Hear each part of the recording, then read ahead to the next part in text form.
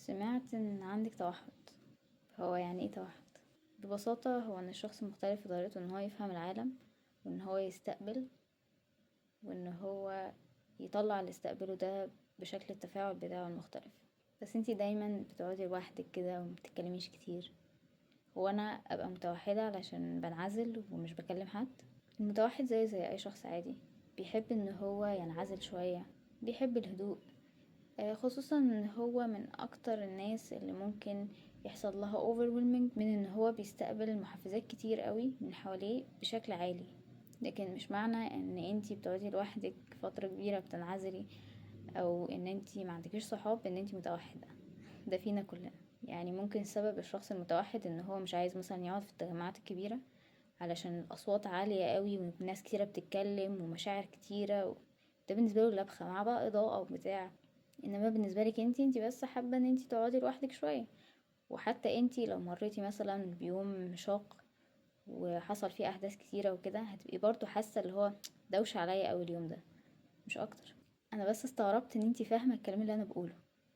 افتكرت التوحد يعني شخص ما يفهمش. وانا اكيد بفهم، واي شخص تاني متوحد بيفهم برضه، بس بنفهم ممكن بشكل مختلف.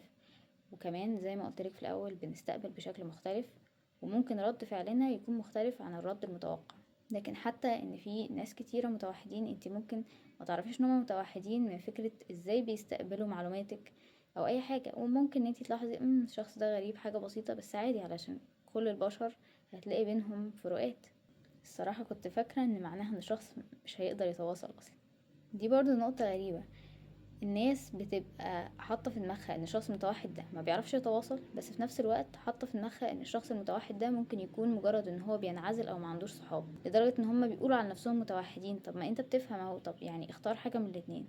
بس لا، ده غلط وده غلط زي ما قلتلك. غير ان كلنا مختلفين عن بعض. في ناس بتحب انها تتواصل كتير وتتكلم كتير وكل ده وتتناقش، ناس تانية هتحب انها تتناقش بشكل اقل وكده، لان كلنا مختلفين عن بعض. غير ان طريقة التعبير هتكون مختلفة حتى ما بين شخص متوحد وشخص تاني متوحد.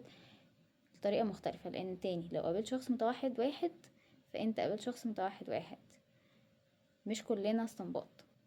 حتى ان في مثلا كتير مش بيحبوا ان هما يعبروا بشكل لفظي، ممكن ان هما يعبروا بشكل تاني، ممكن حتى تعبير فني زي رسم الحاجات دي. وعشان كده هتلاقي في كتير عندهم تأخر كلام، دي واحدة من الأسباب. وكمان هتلاقي مشاكل كلامية لأن الكلام بيكون أقل، وهكذا.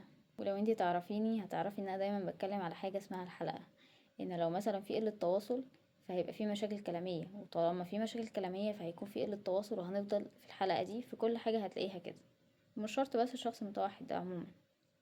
كلامك صح. يمكن انا ما شفتش ابدا الامور بالشكل ده ومن الزاوية دي اللي هو من عين الشخص المتوحد. ودي الفكرة، ان احنا بنحاول نفهم الشخص اللي قدامنا سواء متوحد او لا. مش ان احنا نحكم او نقول ده كذا وده كذا او انا كذا من غير ما نكون فاهمين، لان دي مش مجرد القاب يعني بنسمي بيها نفسنا او بنسمي بيها شخص تاني.